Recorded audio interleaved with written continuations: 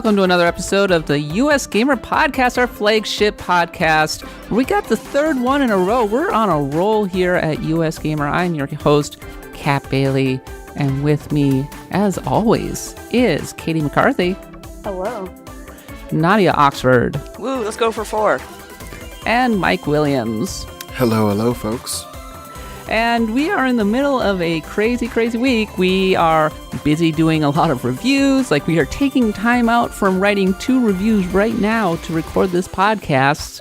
And, of course, Matt is out. He's out checking out a little game that's going to be pretty big in September. I'm guessing which one you can probably guess. And Mike and Nadia just got back from Otakon, being freaking nerds with the cosplay and all that. So I guess, like, how did that go, guys? Like, how is Otakon these days? Well, they just moved to the Washington Convention Center because the Baltimore Convention Center is kind of falling apart at the seams, and it was really too small for the venue for the event. So the thing about the Washington Convention Center is it's freaking huge. So I'm really sore from walking around a lot. But I did get to go to the Persona SMT photo shoot, and my god, so many futabas. I've never seen so many futabas in my life, and I never will again. I don't know if I want to ever again. Oh, and there was a big flood that, like, someone fell and hit their head, but they're okay. You posted that picture. You posted that picture of the 2 Persona 5 characters, I think it was. And oh, yes. That had like 2,000 likes. Yeah, that was. I never expected that to go viral, and the people who took that picture contacted me and said, "Wow, we never expected this to go viral. Thank you." What happened? What it was basically it was someone dressed as Yusuke and Ryuji, and they're holding the Sayuri painting from the game. And at first I'm like, "Oh, that's such a nice cosplay. It's so sweet." But when you look harder at the baby in Sayuri, the baby's wearing a Get Smoked hat, like the nerd kid from Persona 5. So I put that up on Twitter, and yeah, it got like close to 2,000 likes last I checked. It's crazy. So awesome. I love that. It's so good. Like, I just noticed they were wearing the Get Smoked hats. I was like, oh, I love that hat. That's so great. And then you said, look at the painting, and I was like, oh my god, that's perfect. And then your mind was officially blown. Yeah, exactly. That hat was being sold at Otakon itself, and it sold out by Saturday. And ironically, I didn't get one. To comment on the 2 things, Nadia is correct. Futaba was definitely the Persona 5 cosplay in force. Gee, I wonder why. And about the flood, yeah, no, that was the thing that happened. I was actually down in Artist Alley when it started. We were just sitting there. In autographs. I work for Otakon on the guest side. Yeah, the thing you don't realize is that Mike actually runs Otakon. He's the one who brings Otakon to you. I mean, I wouldn't go so far as run it, but yes, I've been in it for a long time. But yeah, I was in Artist Alley, and we were sitting talking among some autograph staff, and we were like, why does it sound like there's water? And so we went outside of our little room, and lo and behold, there was just water coming from the ceiling down the air wall, splitting the Artist Alley and the dealer's room. But it also came down in the middle of 2 areas, and yes, someone did slip and hurt themselves, but they were checked by an EMT and they were fine. It wasn't like people were like, oh my god, someone fell and cracked their head open and almost died. No. But it was surprising, to say the least, considering DC is a relatively new convention center. Yeah, it's only 3 years old, but there was a downpour apparently, like, when that happened, as I recall. Like, there was just a storm came raging through, and that was that. It wasn't just the Artist Alley that was leaking. There was also a leak. It wasn't me, but some of my friends were lined up for the burlesque show, and yeah, they got rained on. The last time I went to a gaming-related burlesque show, there was a woman dressed as a Tetris block, and just kind of stripping as like, obviously they can't strip all the way down, but like she just came out in this like Tetris getup, and I'm like, this is intriguing. Was it making you feel feelings that you've never felt before? Well, it's like, what sexuality, what gender, what orientation do you have to be to really get turned on by a Tetris block? I'm sure there's Nadia, we are in a post-gender world. Like, I mean, we must be accepting of the Tetris blocks being sexy, okay? Oh, I know there is like Tetris don't judge. Out there. These odd feelings that you speak of, Nadia, are actually reminding me about one of our other topics for this week.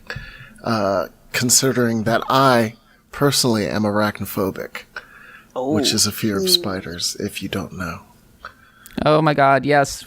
We will be getting to that a bit later in the quick hit headlines. But really quickly, I'm just curious, like, you said that Persona 5 and Nier Automata, obviously, like, a couple of big games at Otakon, but, like, was there any other, like, major cosplay, like, prevalent cosplay? Overwatch. Oh, shock. Final Fantasy is still huge, of course. There's a lot of Final Fantasy 15. Really? Oh yeah, there was like so many Nocts. When I went to Toronto Comic Con in March, there was actually a Noct dressed up as a Cup Noodles. He had like the Cup Noodles hat and a big fork. It was really cute.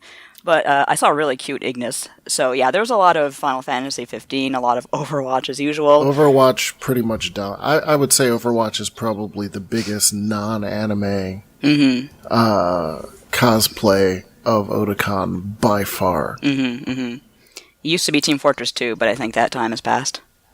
I mean, yes, it's no longer 2007. It is, in fact, the year 2017. But plus, like, I mean, it just speaks to, like, how appealing Overwatch actually is. Because, like, I mean, yes, the gameplay is excellent, and it undergirds, like, the popularity of Overwatch. But, I mean, it's the character designs. It's the art. Like, Blizzard just, like, freaking kills it. And they did such an expert job of walking the line between being kind of anime but not going full weeb with Overwatch, right? Like, it's actually a thing to behold, to be honest. Yeah, there's like the nice thing about Overwatch is not like Persona where you had everyone dressed up as Futaba. Like there's everyone dresses up as everyone in Overwatch, and I really like seeing that. Like I saw a female Roadhog. Was it Roadhog? Is that who I'm thinking of? The big chunky dude. Oh my god, female Roadhog? There was a female Roadhog. Roadhog. That's really cool. She looked great. There were two dudes as Roadhog and Junkrat, who were obviously a couple. So, but yes, no, there was a ton of Overwatch cosplay. Artist Alley, I'd say, was maybe like 20% Overwatch on Yeah. I was going to say, it really helps that there are actually women in Overwatch as opposed to Team Fortress. I mean, yes, I believe the Pyro is canonically a woman, but you don't actually see her face or anything, so... Yeah, no, it's big, and Blizzard's presence is definitely felt. Yes. And makeup. Other than that, you always have your Nintendo characters. Nintendo's always a huge one, like a lot of Marios, a lot of Daisies, a lot of Peach. But that's like kind of predictable. You always expect to see a lot of Nintendo. Zelda is extremely popular this year, of course. More so than usual. A lot of Breath of the Wild tunics and whatnot. Yeah, there was some really nice stuff there this year. But there always is. Yeah, I miss cosplaying. I used to cosplay a little bit, but I haven't done it in like a couple years now. I'm still pretty new to cosplay. Like, I dressed up as Your Fox. cosplay was pretty good, Nadia. Oh, thank you. Yeah, yours was super good. Yeah. There was a lot better there, though. Like, there was a woman there who was, like, pretty much spot on, like Fox from Persona 4. But I just do it for fun. I'm thinking next year I might go as Mimikyu. Who's your best character, Caty? That I've cosplayed? Yeah. I did Chiaki Naname from Danganronpa 2, and that was really fun. She's pretty simple. It's just like she has like a cool hoodie with like ears on it and stuff. But the wig I have for that's like really cool. It's kind of like this like soft pink that I really like. I've also done Umaro from Himoto Imaro-chan, which is like an anime about this like basically like gamer girl, I guess, but she like is also like a super popular girl in her like real life or whatever.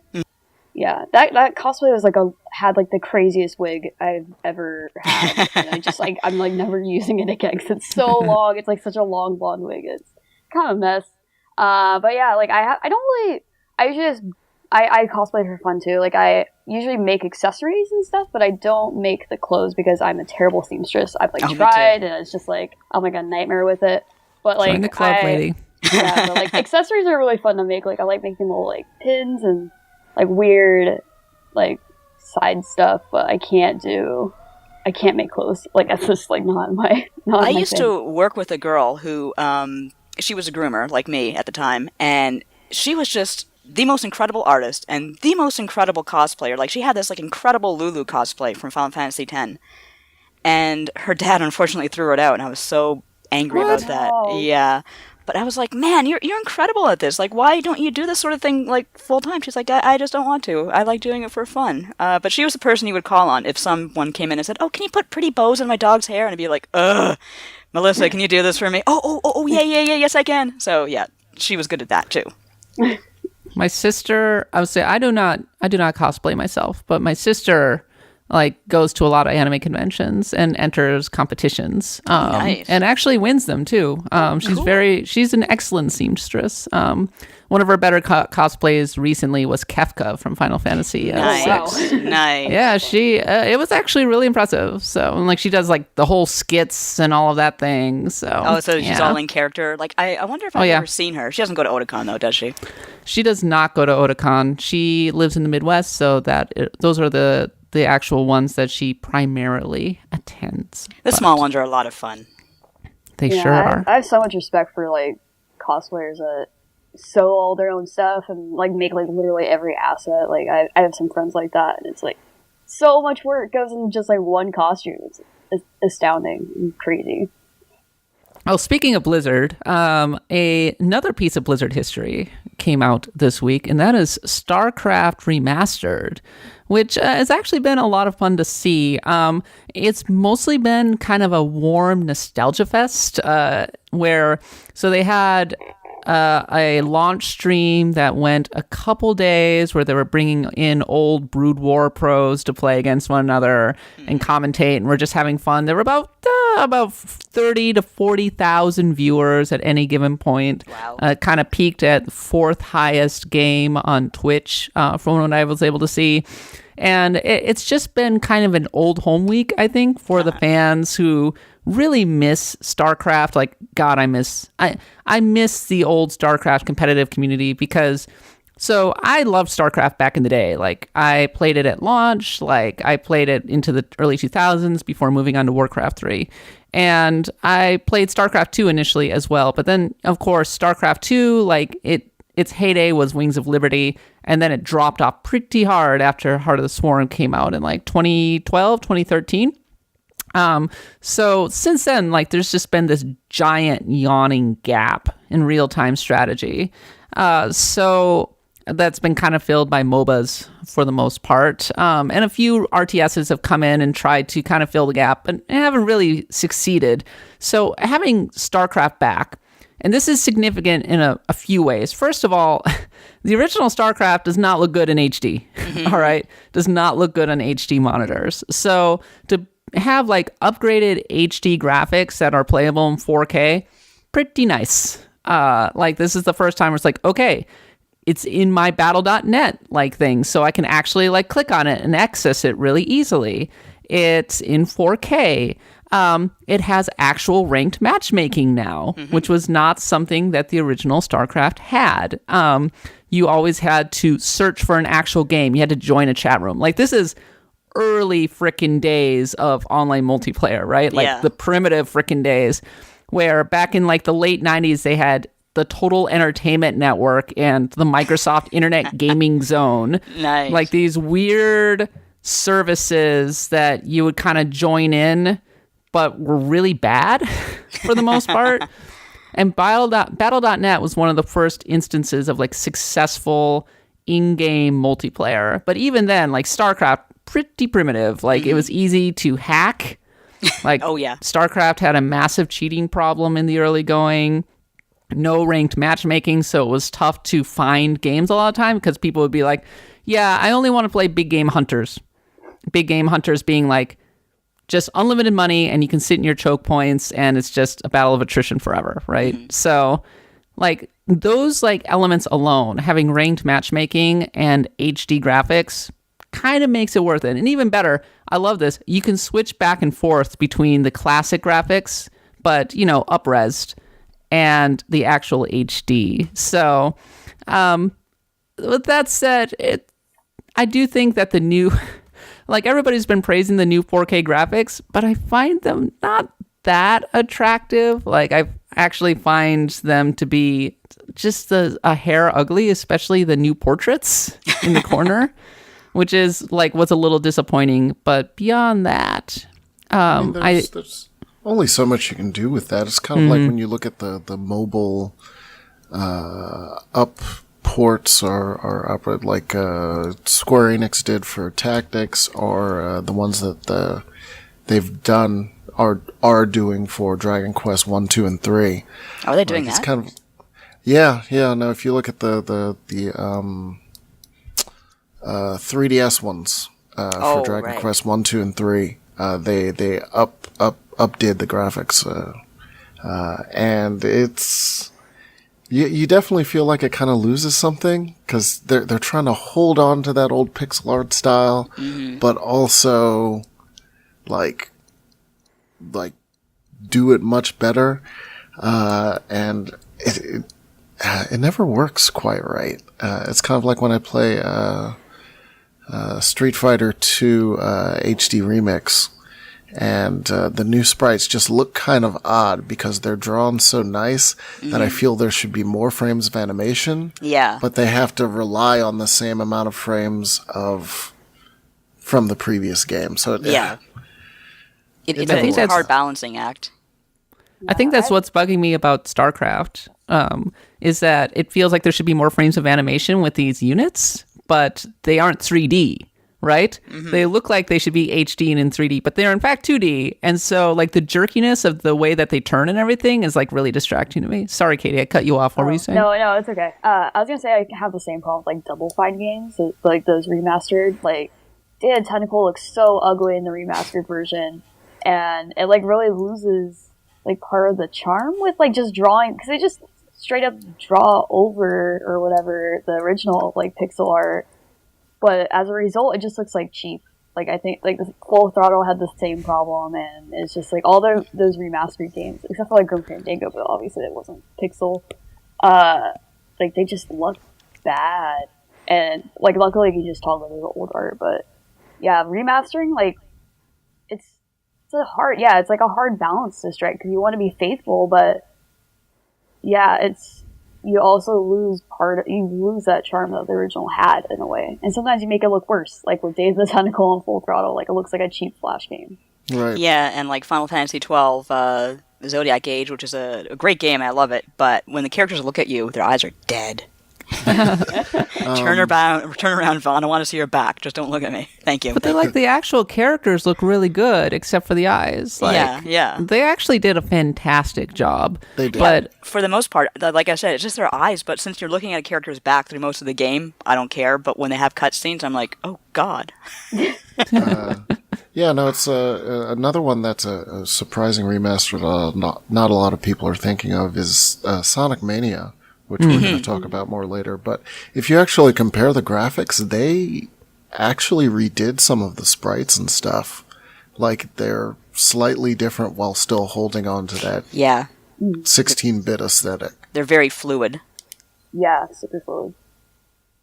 one thing that I've been kind of interested to see is whether or not StarCraft Remastered ends up reviving the StarCraft community a little bit, because I've always said that one of the biggest problems StarCraft faces now is, aside from the fact that everybody's played it for so long that it's like there's not a lot of new ground to kind of like uncover, it's also just like accessibility has been a huge problem. Like, it's not super easy to get back into it. Yeah. Like, as I was saying, ranked matchmaking has been a problem. So as a result, like, StarCraft wasn't getting new blood, and it was bound to ultimately kind of like, you know, fall off. Like, it wasn't going to last forever. Eventually people are going to want to move on with their lives and play something else.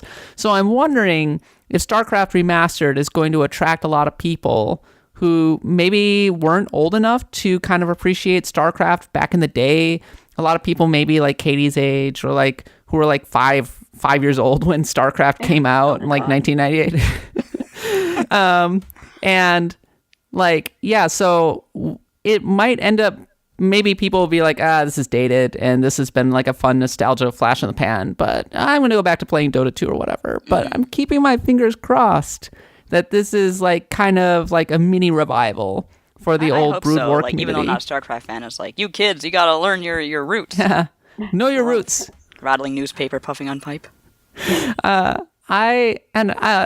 you go over to the site, also, like, I'm not that good at StarCraft. I'm just gonna put that out there. I've never been good at StarCraft. It requires you to be like super quick on your feet. You're always having to make tactical decisions. Like, what's this person doing? Should I expand? Like, how do I build up my base and everything? What unit mix should I be building? Like, it is an intense freaking game that takes place in the 15 to 20 minutes, and I've just always kind of sucked at it. But I've always found the competitive tactics and just the really exquisite balanced design fascinating. So I talked to the director, lead programmer, one of the leads, Bob Fitch, who's been with Blizzard since like the beginning, about StarCraft. And like, we talked a lot about like how it came together and like balancing the units and like kind of building it up into what would eventually become kind of the first real esport, the game that conquered Korea and everything. Like, I hit the early days before all of that happened. So go check out that interview on the site.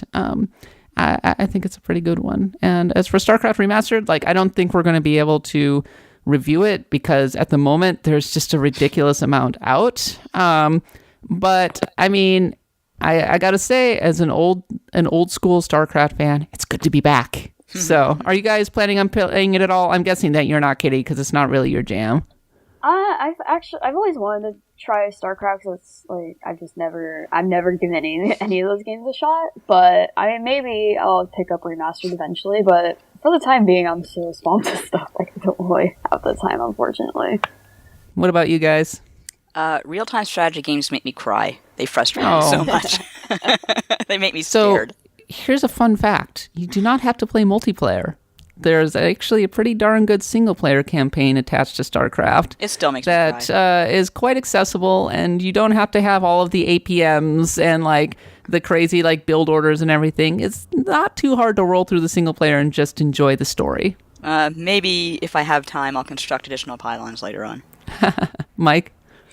I mean, I've thought about it, but the original StarCraft campaign, I might play through it once again, but I don't mostly do online, mostly because my APM and general strategy isn't all that great. And also, I was more of a Warcraft player. Warcraft 3 was definitely my jam.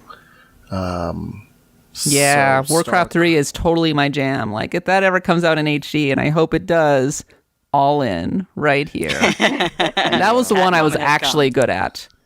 Because it was an RPG in real-time strategy form. It was so awesome. I loved it. That I could probably handle, just because I'm really more into the fantasy aspect. I'm a little more familiar with Warcraft than StarCraft. Yeah, I think everybody is at this point. Yes.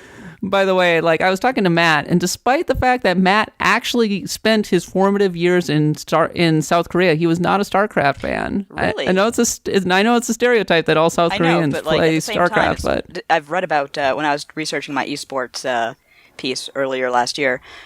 Just reading about the rise of StarCraft in Korea was fascinating because it really one of the reasons it happened is because the South Korean government really prioritized making sure everyone had fast, cheap internet. And they were like basically one of the first countries to do that. And that made it so much easier for everyone to latch onto those really fast multiplayer real-time strategy games. Plus the fact that I'm guessing there's probably internet cafes everywhere, at least back then. So even if you don't have a computer at home, getting on a computer is not an issue. Well, everybody would go to the PC bangs, like the internet shops, and actually play there. So Matt said that he was a contrarian. He had friends who played StarCraft. All of his friends played StarCraft, but he did not play StarCraft. So there you go. Hey, I don't right. like hockey, and I'm Canadian, so. Oh, come on. Yes, you do. You know more about hockey than like 99% of the American population, Nadia. Like, we have talked hockey before. Don't you lie to me. That's a contact osmosis. I time, can't help not it. actually enjoyment. She's trapped in the same room as hockey. And I can't get out. Who would want to get out? Hockey's the best. Okay, moving on. Mike, you have been playing a little game, very little game, called Agents of Mayhem. Maybe you have some thoughts on it? I do. And the thoughts are not necessarily about Agents of Mayhem itself. It's just this idea. So, like, objectively, when I step back and I look at Agents of Mayhem, like I was writing the review and I'm like, okay, the shooting is just average. The open world is pretty much boilerplate.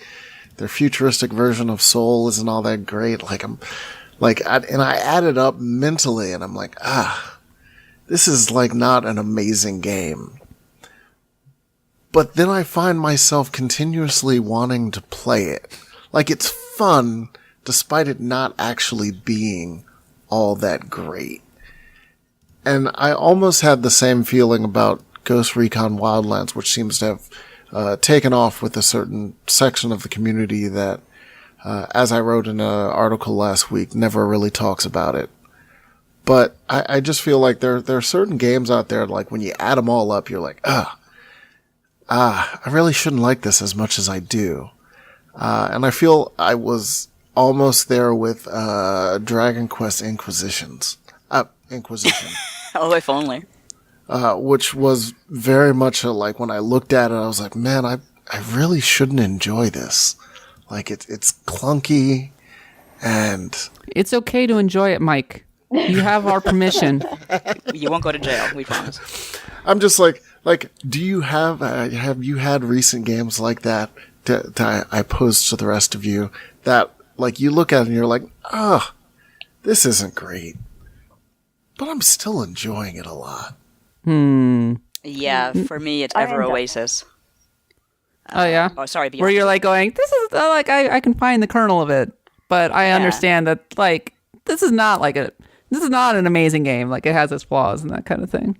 Yeah, it's like, I can't remember if it was myself who wrote that piece about it's not a good year to be like a 3.5 game, because that was you. Yeah. Okay, thank you. Sometimes I forget. I'm getting old. There's just so many great games out there, but there's still a lot of merit to be had in a game like Ever Oasis, which, yes, is flawed, yes, is repetitive, but it's just so... You just play it and you're like, I'm really enjoying myself. This is a good, warm experience. I'm having fun. So I know where you're coming from, Mike.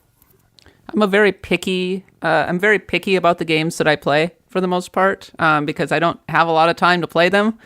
And when I like run into a legitimately bad game in review, like Valkyria Revolution, I tend to get irritated because I'm like, yep, I sure am wasting my time on this game.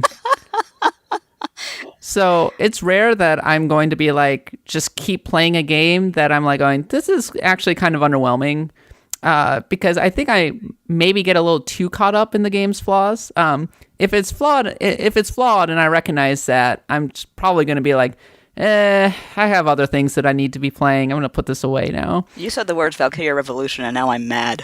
I forgot. Calm down, Nadia. Frick. How about you, Caty? Are there games that you play that you're like, this is not a good game, but I'm playing it anyway? I feel like there's a bunch, actually. Like, if there's, like, a loop that I really get attached to, it's pretty easy for me to cling to a game. Speaking of Agents of Mayhem, I feel like Saints Row the Third kind of fits that. Mm-hmm. Because I hate the humor in that game. I just think that game's so stupid. Understandable. I hate it. Like, but... For some reason, like, I played so much Saints Row the Third, like, I don't know if it was, like, the character I made or just, like, that world. I just, like, played a lot of that game, and I don't even know why, because I didn't really enjoy it. It was just, like, I just got sucked into it. You know what other game has terrible humor? Every AAA game ever. Yeah. Because they are jokes written... for the most mainstream of mainstream person, yep. And they are they are focus tested within an inch of their life. They inevitably have like multiple parents, like going, well, what if we slightly tweak it so that we can just get 20% more like laughs out of this particular moment, and then it ends up coming off as forced and horrible.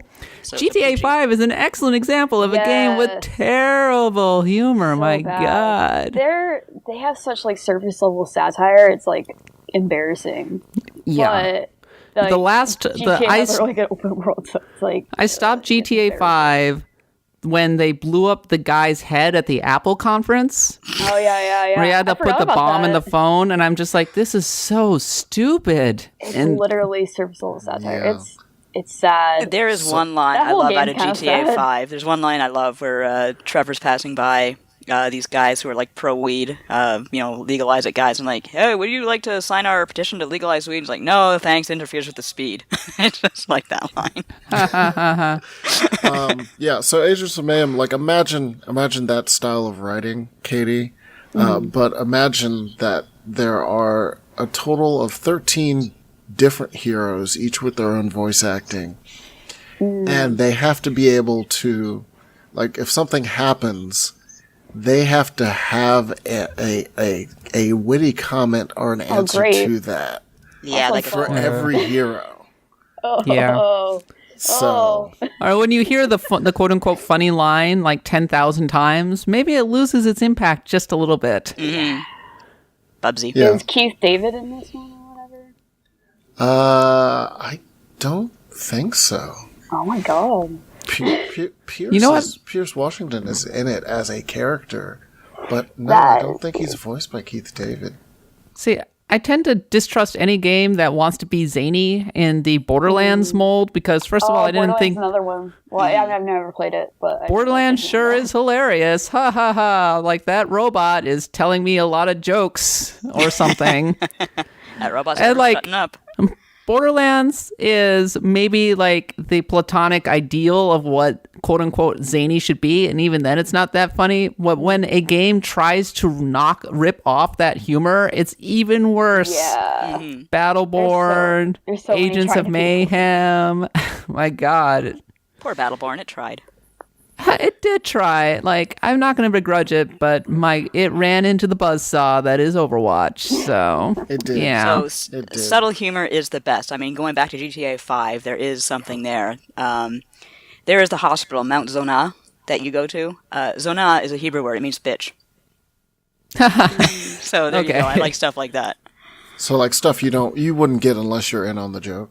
Yeah. Yeah, just background stuff is always good with me. Subtle. But I'm the kind of person who I watch Airplane for the 50 millionth time and I just laugh, like, or I watch Looney Tunes and I just, like, you know, I know Airplane is good though. Airplane's fantastic.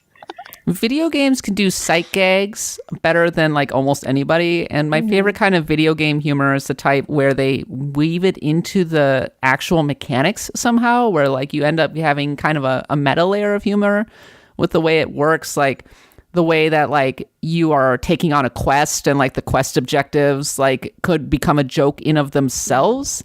And there are games that try to lampoon like traditional game design and utterly fail because you're just going, well, I get that you're trying to lampoon the like shooting through mobs and mobs of faceless like mooks and everything, but you're just shooting through mobs and mobs of faceless mooks. Like, it's not funny. Like Matt Hazard tried to do that a long time ago, if you remember that game. But No. I'm curious, Mike. Agents of Mayhem had a bad rap from the start. Like, it seemed like everybody turned on it really hard. Like, from the Saints Row fans to just the average gamer. Like, everybody was just on their way to trash it. Did it get a bad rap? I mean, that's hard to say. I think so, because the Saints Row fans turned on it probably for a good reason, in that it was not Saints Row. It is definitely not a Saints Row game. I want another Saints Row. I just want more sequels into the ending of the earth. Right. And see, this is the shackles of success thing I talk about. Like, everyone's like, oh, hey, I want something new from you. Well, this is their attempt at something new. I don't think it executed necessarily as well as it could have, but I can see what they were trying to hit, and I still have fun with what they created. On everybody else, I think perhaps the marketing was a bit too playing up how edgy and out there the game is. It's not edgy and out there in the least. And it's really not like that. Like, there are definite moments where the things shown in marketing happen, but most of the game really isn't like that. And like, across the 12 heroes, like maybe 4 of them are like edgy and out there. Some of them are played completely straight. Like, just like Rama is just a bow wielding Indian doctor. Like, and her character is not zany. It's not weird. She's just straight up what she is. And there are characters like that. Yeah, there are some weirder ones, but the whole game isn't like that. And I think another game that got hit for being a little bit edgier in the marketing recently was Lawbreakers. Yeah. Where the marketing played up. It's like, oh, we're going hard and we're edgy and we're 90s. And I don't think people are in that space right now. I think it's more that if people can, the internet can detect artifice a mile away. Mm-hmm. Like they know if that you're forcing it, they will detect it and they will turn it into a meme instantly. Mm-hmm. Mm-hmm. Like people just reject anything that looks remotely fake. And I'm sorry, but Agents of Mayhem and Lawbreakers both, like, they're both trying to play up edginess. Edginess is earned. It is not, like, assumed. So, yeah, so the internet's going to, like, when they detect that, if they get even a whiff of it, they go, nope, sorry, we're going to make fun of you now. We're going to make fun of you really hard. Yeah. Oh, the edge. So much edge. So it's definitely, like, a game I'd say, like, if someone came to me, it's like, hey, should I play Agents of Mayhem? I'd, like, have my caveats, or I'd say, hey, maybe rent it, or hey, wait for a discount. But I like it. Like, I'm playing another game now, and while I am very much enjoying that other game, in the back of my head, I'm also like, man, I should go back and play some more Agents of Mayhem. Whoa. Okay, Mike. That sounds like an endorsement to me. It is an endorsement. That's what I'm saying. But there are caveats. Like, I know it has flaws. I know it has issues, and that's why, like I brought it up. It's like, it's not necessarily about Agents of Mayhem. It's just this idea of, like, you look at a game and you step back objectively and you're like, this game has issues and problems. But when you're playing it, you're like, I really enjoy this. And onto a game that people actually do really enjoy. And maybe the game that people are going to be listening to this podcast for and are probably annoyed that we talked about all this other stuff first before we got to it. Sonic Mania, which, let's see, Mike reviewed it, or somebody, Caty reviewed it. Yeah. Caty reviewed it. Yeah, So Caty reviewed it. I know exactly who's writing things on my own site. So yeah, Sonic Mania, Caty, you liked it. I did like it. It is hard, like really hard, but it's really good. I went into it thinking there would be a lot more new levels. Like I just haven't. I don't think I paid really much attention. I think I saw like a few trailers or whatever, and I was surprised that most of it is just remixed levels. So it's like levels from past Sonic games, but just like remixed, and like they're not like note by note the same, except for maybe Green Hill Zone Act 1.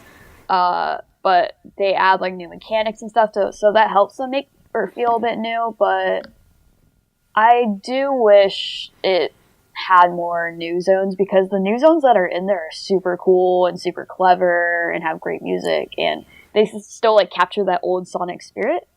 So like that was pretty much like my big disappointment with it. But like at the end of the day, like it's just like they pretty much just made an old 2D platformer again, and we don't get many of those that feel like they could exist in that era, you know, because it's like super hard. It has really unforgiving checkpoints, which our guides guy, Tom Ori, did not like, and he wrote an op-ed about it, and so people were like kind of upset about that, but shocking. Look, it's okay, by the way, to be like, you know, this difficulty is bad. There is such a thing as bad difficulty, okay?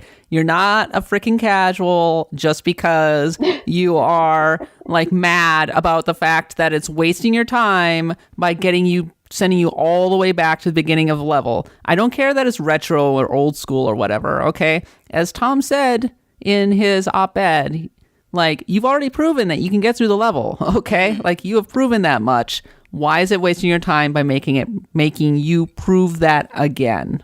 All right.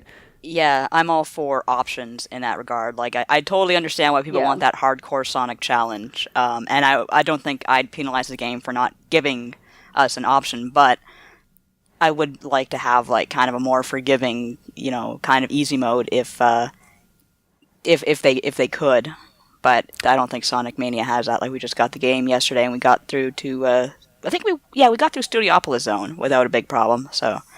Shovel Knight did a pretty good job of striking the balance. Sorry, Caty.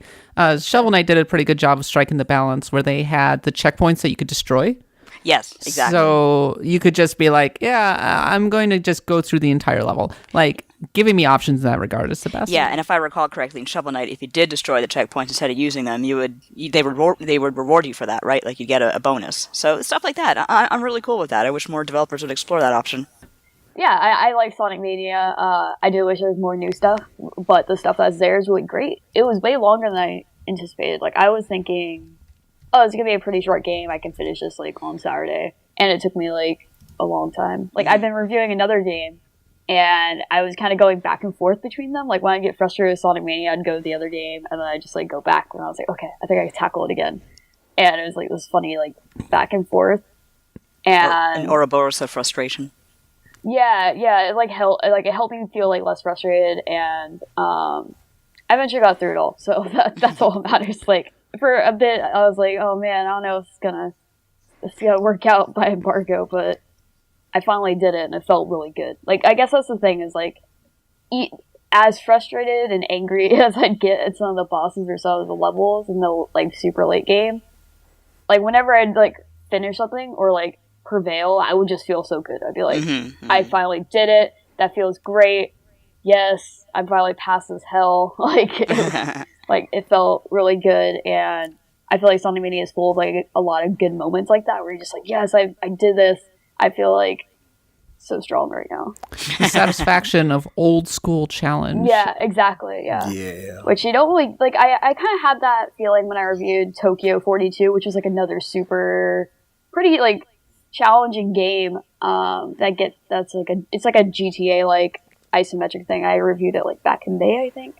And that game was like also super long and also had like some pretty tough challenges in it in the late game stuff. But whenever like I'd get past the section, I'd be like, oh, I finally did it. It feels really good. Whereas there's some games where it's like, oh, I feel like I just wasted so much time.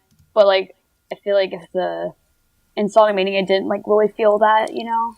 If that makes sense. Like, it more felt like I was kind of just, it was like trial and error, and I was like figuring out, okay, like, what am I doing wrong here? Like, it didn't really feel unfair except for like a few bosses where I was like, okay, that shouldn't have killed me, like, type of things. Yeah, it definitely feels like this entire conversation of Save Things is sort of a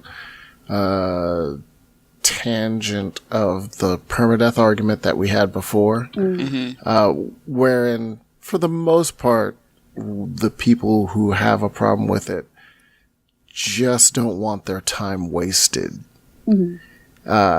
Like, I don't necessarily agree with what Tom wrote, but I understand, like, the point that hit out for him is, I finished this once. I don't want to finish it again. Like, I proved myself doing this once. So, and I get that. I don't necessarily agree, but I get it. Yeah, I suppose same. the counterpoint to that is what Caty was saying was that, like, yeah, it's super frustrating, like screwing up right at the boss and then having to go all the way back. Like, it's the kind of frustrating setback that makes you want to turn it off and go away. But when you actually pull it off, first of all, it raises the tension when you get to a boss, because you're like, don't fuck it up. Yeah. But when you actually get through it, you're like, yeah, as opposed to, like, it becomes a minor inconvenience when you lose to the boss. Okay, whatever. Well, I'm just going to go right back to the checkpoint and okay, cool. Like, let's do this again. Versus like actual real satisfaction that you managed to do it. Yep. So I can see that aspect as well. Yeah. And I feel like if I just checkpoint before the boss, it wouldn't have felt I wouldn't have felt that tension. I wouldn't have been like, okay, I have 3 rings, I have to make sure I don't get hit this amount of times. I have to like be really smart here with like my jumps. Or it's like, oh, I should probably backtrack to get more rings really quick before I head into this boss at this checkpoint, and like I'd like do little strats like that to, you know, give myself a cushion, I guess, but also like be like to like recall like how the boss fight would go in my head if I had already faced them, and be like, okay, I need to like make sure I don't fall into this trap again or do the same mistake. And that's like, honestly, Sonic Mania you could probably speed through pretty quickly. There's like 12 zones in total, but I think it maybe took me like 8 to 10 hours to beat, maybe less. Maybe it just feels way long how long I spent playing it. But it was so much trial and error, and like it felt like a really long time, and which is good. Like there's like a good media experience there. There's also like time attack where you can race times, and also a versus mode which stretches the screen. Apparently that was back in Sonic 2 also, but I wish there was an ability to toggle that off because I think it looks really bad. Like, it just looks ugly. And there's really not an excuse. Like, I get they're trying to go for that old school feel, but I just don't like horizontal stretching. It just looks tacky. I don't know. So I want to make one really quick observation. I think that Sonic Mania is a great example of art mattering. So one of the things that really bugs me about New Super Mario Brothers is that they are not unattractive games. Like, they look fine for the most part. Like, New Super Mario Brothers U on the Wii U is often a very attractive game that kind of recalls Super Mario World's general look. But for the most part, it's like the 2.5D models and everything, and kind of the music and everything. It's kind of bland, right? Like, it's all very samey across the various games, not particularly memorable, and not really a callback to kind of the classic look of Mario. And so as a result, I feel like maybe like they just don't stick out on the mind quite as much. Like, it's hard for me to get past the look of those games. And maybe that's a shallow surface level thing, but it's just kind of boring to me to look at. Whereas I disagree with Super Mario 3D World. Like, I thought that was a fantastic looking game, but go on. Sure, no, I'm talking about the new Super Mario Brothers games. Like the 2D ones, like... Yeah, the 2.5D ones, New Super Mario Brothers Wii U, the New Super Mario Brothers 2 for the 3DS. Like, the new Super Mario 3D World thing.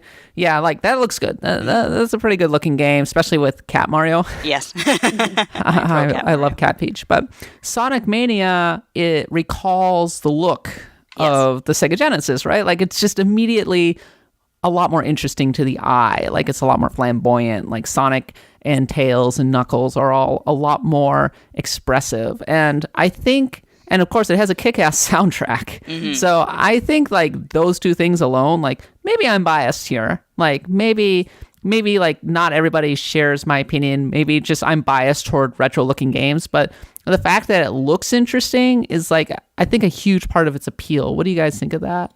Yeah, I agree. The thing that really impresses me about the graphics in Sonic Mania is how, yes, they do have that very 16-bit look to them, very Genesis, but when you look a little closer, you see how well animated they are. You see how many extra frames of animation they have versus like a regular 16-bit Genesis game.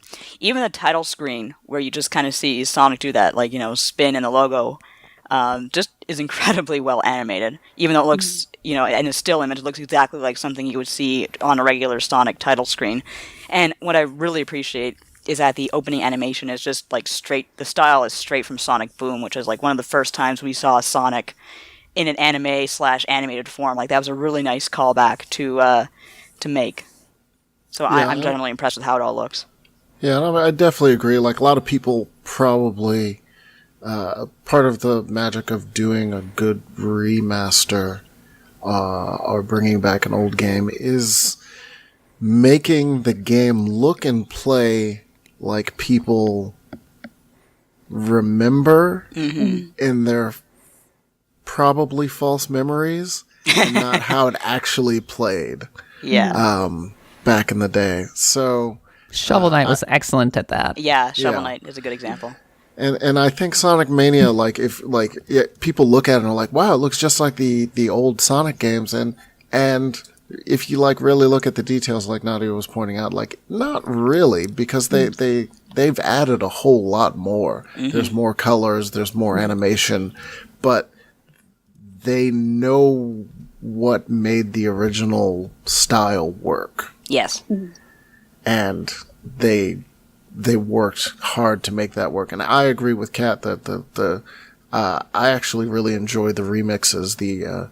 So if you've never played Sonic Mania or seen it played, Act 1 is the original song, and then Act 2 is a remix version of the song. Yeah, that was really cool. And the Act 2 songs I really enjoy. Yes. Like, they feel more modern, Yeah.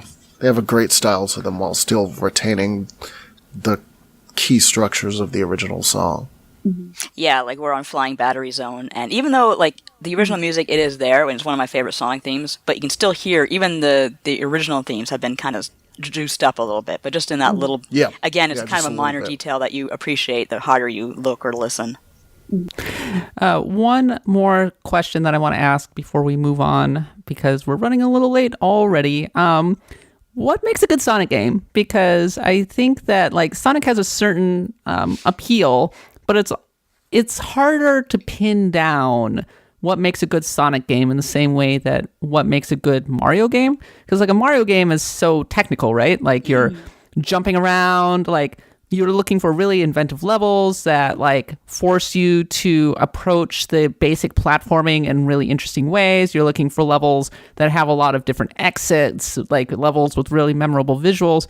But it's harder to pin down Sonic because so much of Sonic is maybe just pure speed or that kind of thing. And like Sonic fans will like get really grumpy if you say that, by the way. They're like going, no, Sonic is a very technical platformer that requires a lot of speed. Yeah, it's skill. Yeah, I get it. I get it and everything. But what is the balance of making a good Sonic game? I'm curious what you guys think. Like there's some platforming, but I feel like a lot of my playtime in Sonic Mania is like split between platforming and just being like shot in different directions. Yeah. And having to react in a split second when I get there. Yeah. And make sure you're not on a bed of spikes or something. Exactly. And I feel like, I don't mean to interrupt Mike, but I was going to say, I feel like a good Sonic game really kind of divides its time between, shooting the player forward, as Mike said, and giving you the option of exploring if you have that technical prowess, if you can make those jumps, if you can find those secrets, by all means, go for it. But if you just want to kind of go straight through a level, be our guest. And also, I really like how Sonic Mania kind of has the story, but it's all pantomimed through the sprites. No more sitting there and listening to people chatter at me. I don't object to that necessarily, but don't waste my time too much, Sonic, please. Thank you. So one of the elements that people point to as an all-time great Sonic moment is in Sonic Adventure, where you're like running through the loops and everything, and all of a sudden, like this killer whale or something's jumping behind you and destroying the bridge, and that is a mostly non-interactive segment, right? Like you're not actually doing anything. You're just kind of running. You're pushing forward, and like so much of that is like the moments people remember the most in Sonic. It's like, I am running really fast and things are going flying by and I'm hitting loops and I'm jumping everywhere, but I'm not actually really interacting with the game, right? So it makes you go, is that actually good? I don't know. It's cool. Like, I think Sonic games need to have a good balance of, like, good music, good graphics, good gameplay, and just a nice dose of cool without being too try-hard. And I think Mania has all that. Okay, final thought. That Puyo Puyo boss is pretty awesome, isn't it? That took me by surprise. Yeah. I knew it was coming because I had heard about that boss, but I thought, he's just going to be like, in a machine inspired by that. But no, I did not see that coming. Chemical Plant Zone, my favorite level of all time in any Sonic. And yes, hardcore Sonic fans can be like, there are better levels. No, it's my personal favorite. Just like it does so much right. And when I played Sonic Mania at E3 Judges Week, back in time immemorial, I saw that boss and I was like, that's so cool. I so want to write about this. And Seiko was like, you cannot write about this. And I'm like, what? No. Come on. Let me write. I mean, this is the coolest thing. And they're like, we want this to be a surprise for our longtime fans. I'm like, I feel like it was spoiled like immediately upon launch. Like people were posting about it. Of course. Yeah, so it's not even like a surprise. It didn't take long. I'm surprised that it managed to stay a spoiler, like a non-spoiler this long, actually. Like that they managed to keep it under wraps. Like, when I was reviewing it, like, I was just like, what? This is crazy. I was really happy. Phenomenal callback. Yes. Such a phenomenal callback to Dr. Robotnik's Mean Bean Machine. Yeah. Sonic Mania, it is available on the Nintendo Switch and the PlayStation 4, Xbox One, Nintendo Switch, and PC soon. It's coming out on PC soon. Yes, it was delayed. It was delayed. And of course, you can go read our review over on the site, usgamer.net. But I think, based on this conversation, you could say that we are giving it our full approval. It's a pretty kick-ass game, and I cannot wait to have it on my Nintendo Switch to be playing it on the road. I do.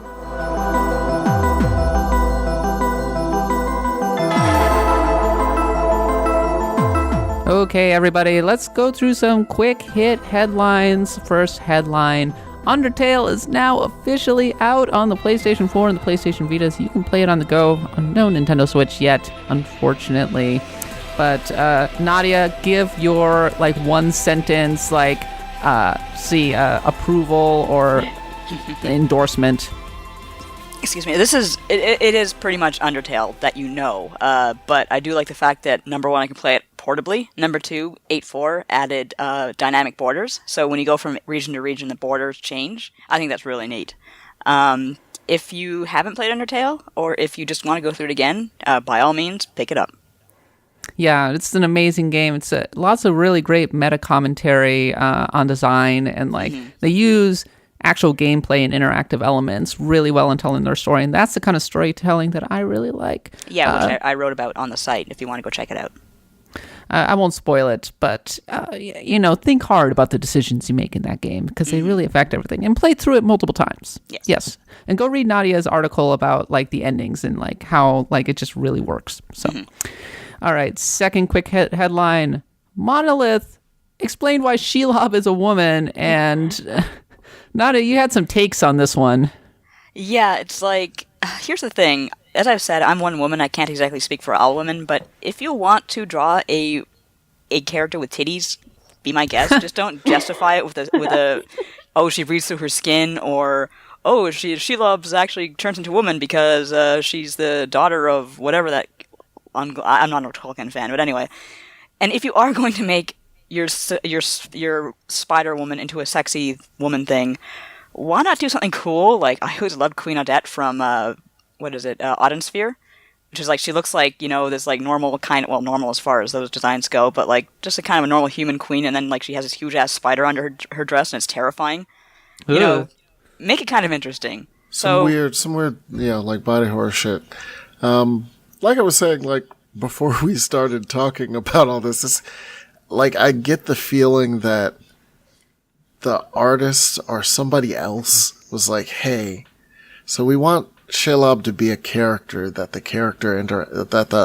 Talion interacts with on a regular basis, but we obviously are not going to do this as a spider, so we're going to make her a lady, and I need you to make this work. And the writers, the team, whatever, went back and they spent many long nights, much alcohol. And then at one point at 3 a.m., someone was like, what if she's just a shapeshifter and she was always good? And it was just, they were too whacked out, and they were like, yes, that's the one right there. I'm going to that's sleep. The one. And we're going to go with that. And you're reading their reasoning behind it, and you can tell they sort of believe it, but they really shouldn't.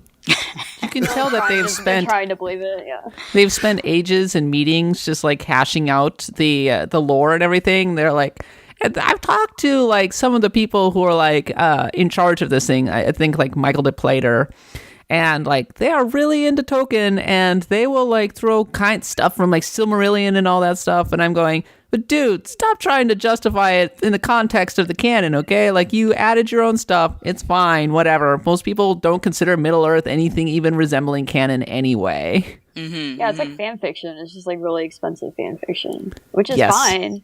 But right. Embrace that. Don't be don't try to justify it through some other from the actual literature. Yeah, it doesn't work like that. The Force Unleashed was the same thing, where it was Starkiller was one of the instrumental people in starting the rebellion, but he was also a Jedi that could pull a Star Destroyer down out of the sky. Whoa, wait a minute, guys. Come on. Yeah, but Force Unleashed was much better fan fiction than Middle-earth. I'm sorry. The actual first Force Unleashed told a pretty dang good story that connected the prequels to the original trilogy, okay? Middle-earth, actually betrays the spirit of the original Lord of the Rings in many, many respects, and tells just a really base story, and just plays so fast and loose with the canon that you're just going, as a Tolkien fan, I can't even take this seriously. I just have to play it from the perspective of it sure is fun taking control of orcs and like totally trolling them and messing around, right? Like you just can't take it seriously in any way, shape, or form. Are you saying you can't take seriously the fact that there was a hidden war that happened in Mordor with two sides with multiple Balrogs that no one ever mentioned in Lord of the Rings? They still mention it. It's just, you know, It was just a they side forgot note. about it. Like, forget that war. All right. Balrogs? Holy crap. See, I haven't Here's a played that rumor. yet. Here's a rumor, and this was making Caty kind of excited. Okami might be coming to PlayStation 4 and Xbox One this Christmas. Caty, extol the virtues of Okami for us really quickly. It is the greatest Zelda game of all time. Whoa. It's a Zelda game. It's better than any Zelda game. It's Wow. Man, I so disagree with you in so many ways. It's My like, God. it's one of my top 3 games ever. So I'm Sure. coming from a place of deep, deep bias. But I love Okami. I love the writing in that game. I love that world. I love the art design. It's just like, it's perfect. The only flaw in it is that it has like a terrible boss rush at the end. But other than that, it's like an amazing game. And I love it. And I've played it twice. I played it on PS2 and on the Wii in its entirety. I started the PS3 HD version, but I never got around to finishing it. So, but it looked so beautiful. And if this, this seems like these reports are legit. When this comes to PS4 and Xbox One, ideally, I hope I'll play through it all again. And I feel like it'll look really good because cel shaded art like ages really well. I found. Mm-hmm. Like more so than most games. Like Jet Set Radio HD looked really good, and Okami HD when I played of it looked really good on PS3. So I imagine it'll look like even sharper and even better on PS4 and Xbox One. So I am really excited for that. And if you haven't played Okami ever, if that ends up coming out, definitely check it out. Yeah, I never got to really play it the first time around, so I'm definitely looking forward to that. Yeah. Man, Nadia, that is so in your wheelhouse. It's not know. even funny. You love it. It has I want to really hit good myself writing. for not playing it yet. And it has like, there's the sequel that has a little chibi. Yeah, the Chibi or two. sequel's Okami Den. fine. Yeah, Okami Den. The That's sequel's fine. adorable. It's really cute, and it manages to bring it to like the DS pretty well. But it doesn't have Hideki Kamiya behind it, so it's a little not as strong in the writing department. Speaking of funny games, I think Okami nails its humor really well. It's like super snarky and silly, but also takes itself really seriously and like deals with Japanese folklore in a like place of like deep respect and admiration that I really appreciate. And yeah, I just love that game. I'm excited. It has so much talking about like visual humor, like the way that like Amaterasu like moves and animates and reacts to things is often hilarious, right? Yeah, he's like just a big dog. It's so cute. Or she is. Yes. a big dog. I do enjoy how we talked about humor in AAA games, and then we followed up talking about Undertale and Okami. Yeah. Two Undertale games is not a AAA game, okay? Yes, but we talked about like not doing humor well, and then there are two games that do humor really well. Yes, exactly. Like understated, really intelligent humor that is either like visual gags or like playing into the mechanics really well, like can work just so well in games. So when it's the really ham-handed, explain to me jokes like that AAA games traffic in so much, like you're just going, oh, please stop. Oh my God. The quips never stop coming. But hopefully, yeah, like Okami, like that is one game that is ageless. And yeah, I'm sure more than a few people will be playing it on the PS4 and Xbox One. But last point, apparently speaking of Platinum and Hideki Kamiya, Nier Automata apparently saved Platinum. So good times, right?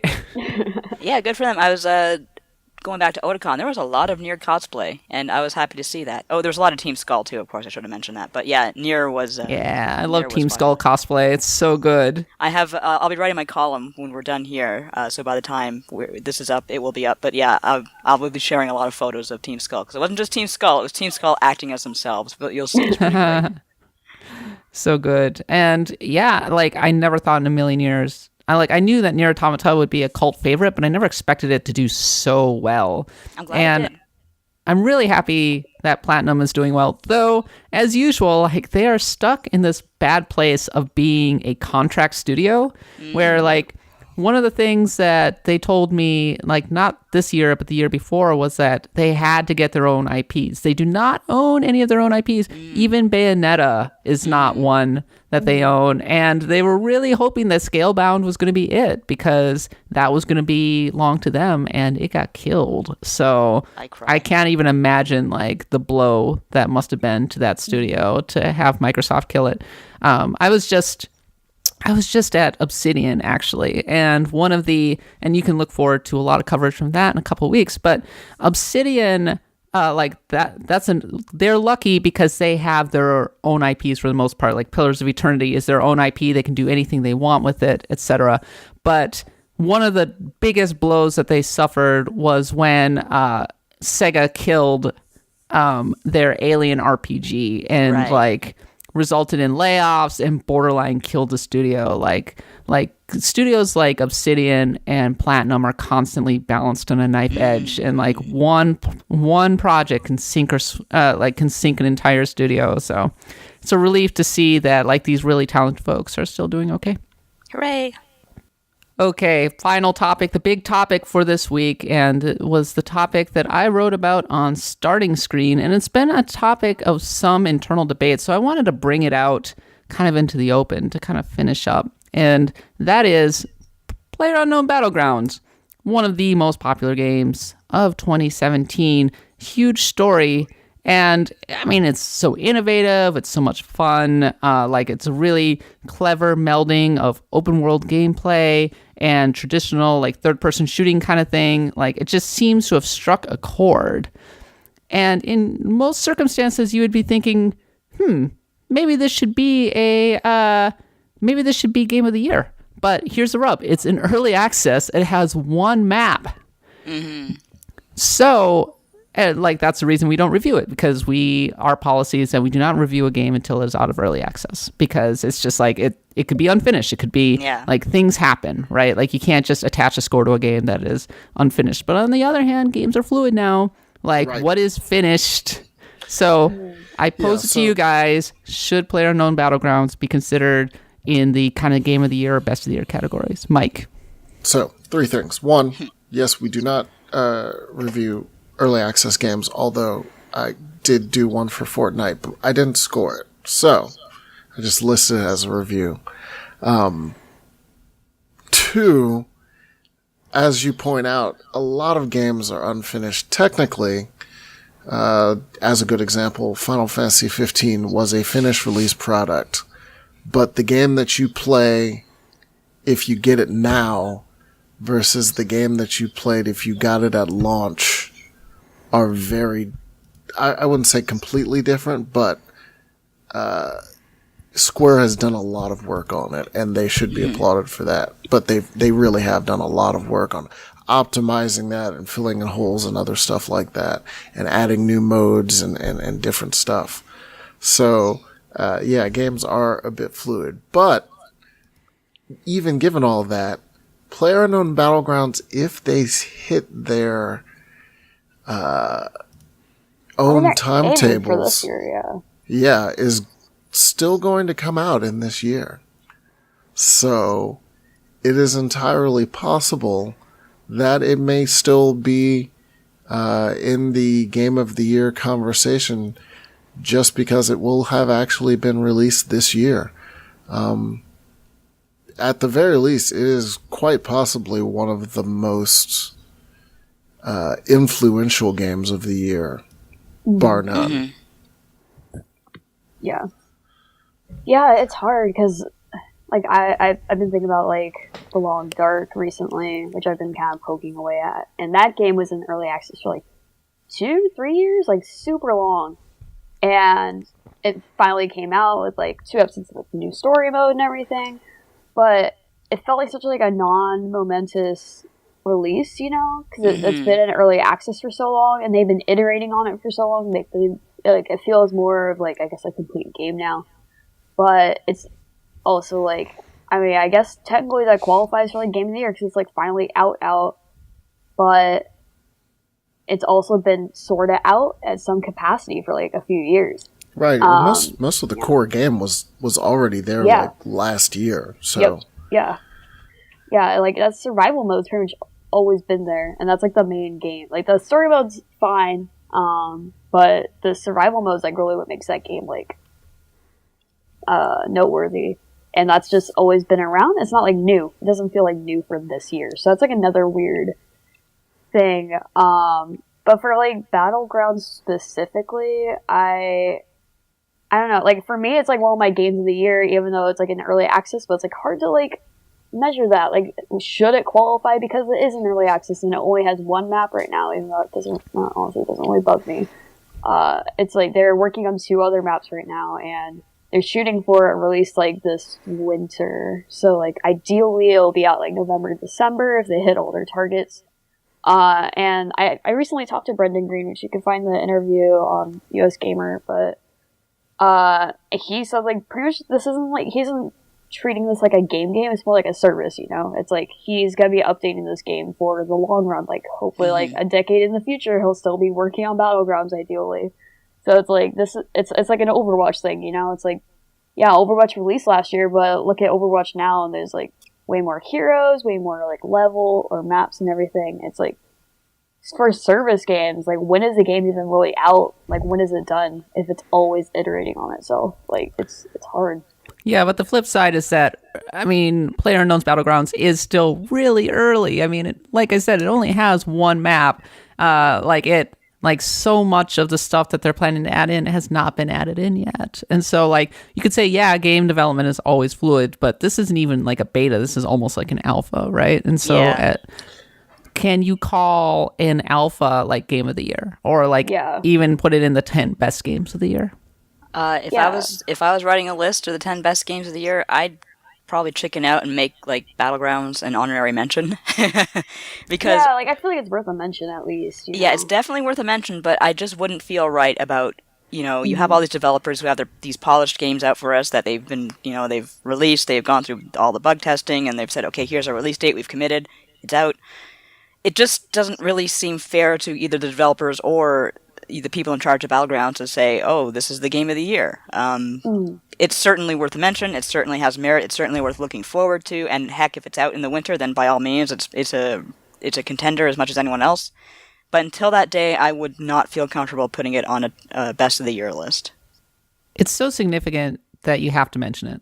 You absolutely have to mention it, sure. Like I said, honorary mention, but giving it a numbered slot in a best of list for the year, I don't think I'd be comfortable doing that. But at the same time, I mean, you can buy it with real money, okay? Yeah. It is out in that extent, right? You can purchase it.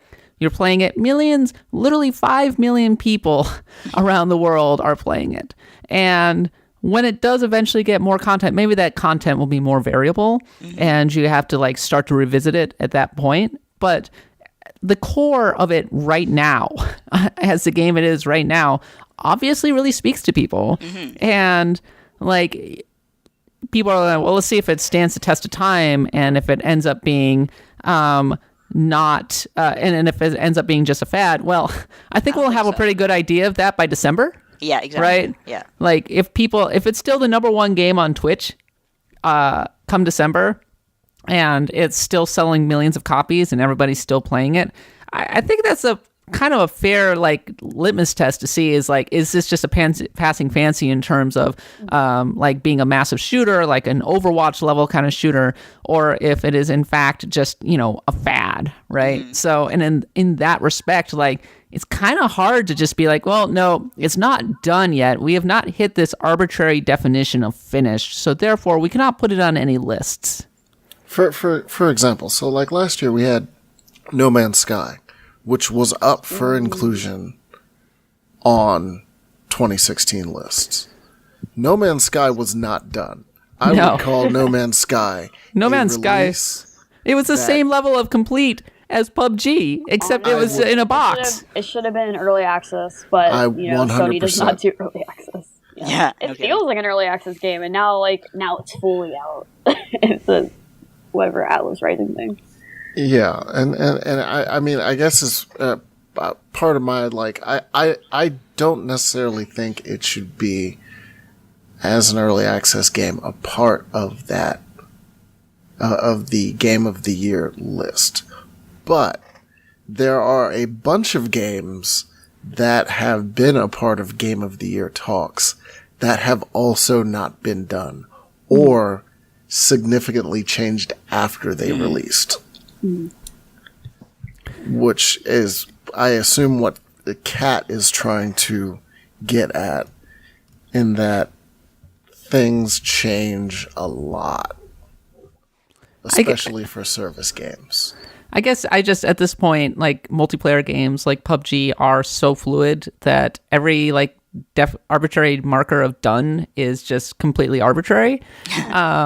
Like, when Madden NFL comes out, like, Madden 17, when it launched last year, is wholly different from what it was. Like, it's wholly different now from when it launched last year. Like, from gameplay, completely rebalanced. Like, Ultimate Team has tons of new content and everything. They add so much in the patches and everything. It's basically completely different from what initially came out. And you're just going, okay, like, in a way, what they put out back last August was kind of a beta, right? And the same will be the case with Madden 18. And, like, the same goes for, like, a game like The Division, which is completely different from before. Like, games, like, relaunch all the time. Like, we saw that happen with Elder Scrolls Online, where it's like going, yeah, it's a totally different game now. It's like, man, I hated that game when it came out. It was super buggy, and it was, like, not that great, and it was lacking a lot of content. And then you go, no, it's been a couple years, though. Like, come back. It's good now. Like, look at all this stuff that they've added, right?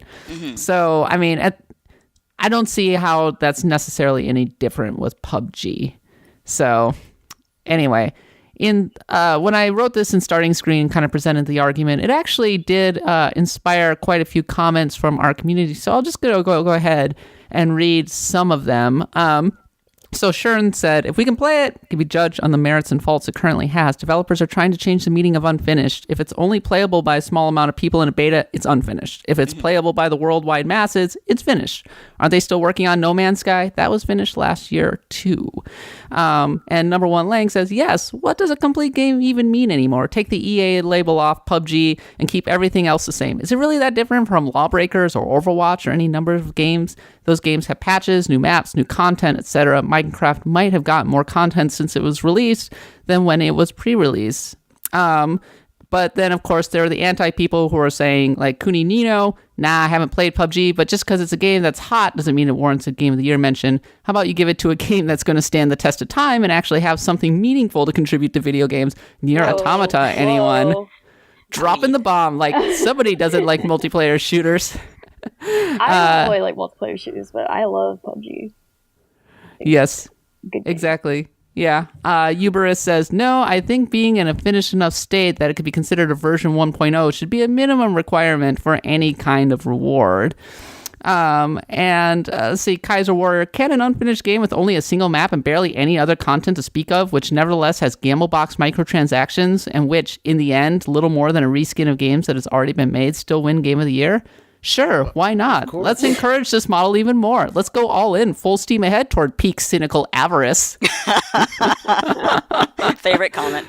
Plus, I love our community, man. My God, like, you can tell what's gonna push their buttons, and anything to do with microtransactions, multiplayer shooters, games like PUBG, anything that's not Nier Automata, like the super arty Japanese games, or retro games. Oh my God, they're gonna come down so hard on it. But yeah, like it actually did kind of, like, there were like comments on both sides on this one. It was not like 100% negative. Like it just really speaks to where games are right now, that like people don't have a fast and easy answer.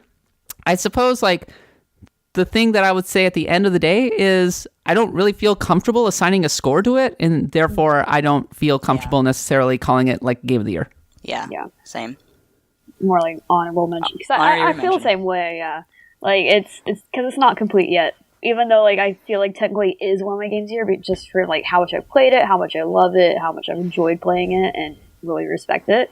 It is, like, still technically not done, and they're adding 2 more maps and, like, more modes, and, like, they're adding all these things.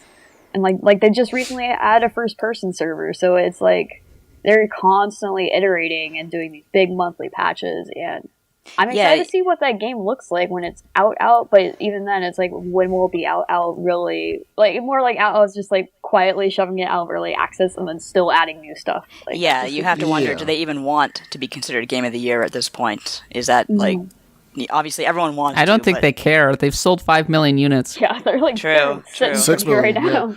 They might like the accolades. Make them feel warm and fuzzy. It's, what's another game that just came out? Ark Survival Evolved. Literally, I think, either just came out this week or is coming out next week. That came out? It's out soon, I think. What? Yeah, it's out very soon. Like, oh my god. That's entering its 1.0. But really, like, the difference between it entering 1.0 and, say, the 0.9 release like is just saying, hey, it's actually out now. Enjoy. Like, for the most part, the game that is Ark Survival Evolved that you can buy at retail, that you'll be able to buy at retail, is the game that people have been playing for months.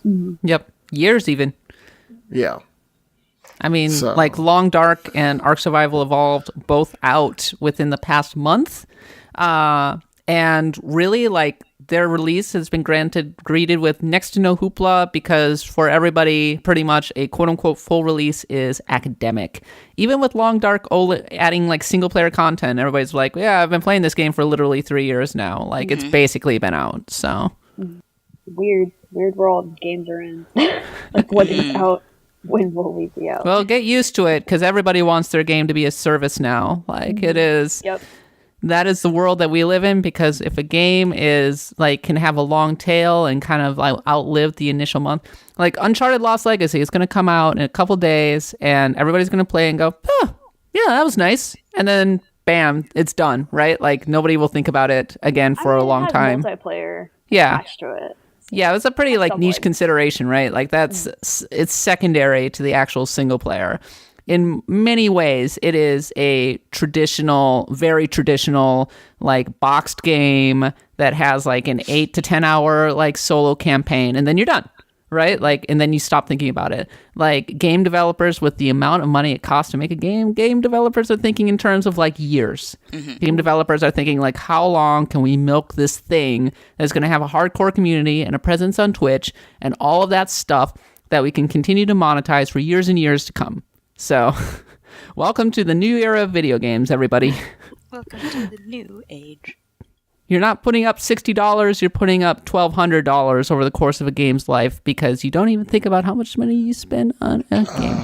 Don't say that. Overwatch. Every time. Yep. Every time they release, I buy more loot boxes. Yeah, me too. I just bought 10 or 11 technically recently. I got the Mercy skin. I did okay, but it's always like, guess I'm gonna buy more loot boxes. I mean, I kind of like, I treat Overwatch like I treat World of Warcraft and FF14, in that I paid for actually, no, I didn't pay for the original. I would have paid for the original of Overwatch, but since then, I have a subscription fee that I only pay when they update with new skins. Yeah, that's a good way to put it. It's like, I put so much time in this game. It's like, in a way, loot boxes are kind of like a subscription. It's like, I might as well throw more money into this because I've played so many hours of this already. The way that we justify spending more money to ourselves. I'll just put $100 into Madden Ultimate Team. Just get myself started with this mode. Wait, did I just spend $100 on virtual cards? God damn it! Yeah. No, I had a tweet like around the Christmas thing where I was like, it was a picture of a dude thinking, and it's like, should I buy loot boxes? And then another picture of him smiling, and then the last one was like, I'm not part of the problem. This is just fun. It's like, yeah, I'm sort of part of the problem. If you hate microtransactions, I'm the guy that you probably should hate, considering, I sub to MMOs and buy other games and then still buy microtransactions. But I don't really care. I still get the stuff I want. Yeah. And ultimately, as I've found, as say Nintendo has started to use more interesting DLC practices in the form of season passes and amiibos and whatnot. Most people don't actually care if it's the game they care about. Right. There you have it. Mike is the problem. Blame Mike. And on that note, US Gamer is, of course, the US Gamer Podcast is, of course, a US Gamer Podcast. You can find us on iTunes. We're going to be and SoundCloud, and we're going to be adding ourselves to Stitcher and Spotify and Google thingy download with all of the things that you can download on. If you want to add it to your favorite podcast app, go to usgamernet.libsyn.com. You can find the RSS feed. You can also find that in the show notes. Many ways to connect to us. Find us on social media, Facebook, USGamerNet, Twitter, USGamerNet. You'll find me on Twitter at _Catbot, Nadia at Nadia Oxford, Mike at Automatic Zen, and Caty at YouMayCaty. That's YUMECATY. Make sure to like us and follow us because we're like always tweeting and the Facebooking and all of the things. It's all very exciting. You can find us also on Twitch every Tuesday and Thursday. We will be streaming. Nidhogg 2 this Thursday. Maybe this will become more of a regular game. I just got a multiplayer voucher. I'm totally going to be playing it. I'm very excited. And I am going to kill all of you all because I am real good at Nidhogg. I'm going with a controller. I played against Mike recently. I was playing with keyboard and terrible at it. Like, I was so bad, so I need to figure out my gamepad situation for PC. Whatever. Tomorrow you're going to get schooled again, even if you find a controller. Maybe. Probably, honestly. I haven't played since then, so... We've got a lot of reviews going up this week. We've got our Uncharted review and our Madden NFL review both going up on Thursday. So just keep an eye on the site for that and all of the extra commentary and news and all of that. We're heading like a freight train into the holiday release season. And I'm pretty excited and terrified. Please make sure to, if you're enjoying the podcast, please do me a favor, leave a review on iTunes or somewhere telling everybody how much you like it. That'll give us more visibility on iTunes. And also, just keep following us. If you want to send an email or you want to comment on the show, comment in the show notes. We may read your email on the show, or send us an email at usgamer@usgamernet. Until then, we'll be back again, as always, every Wednesday. I've been Kat Bailey, and for Caty, Nadia, Mike, and myself, we'll be back again next week, same Wednesday. As always, until then, see ya.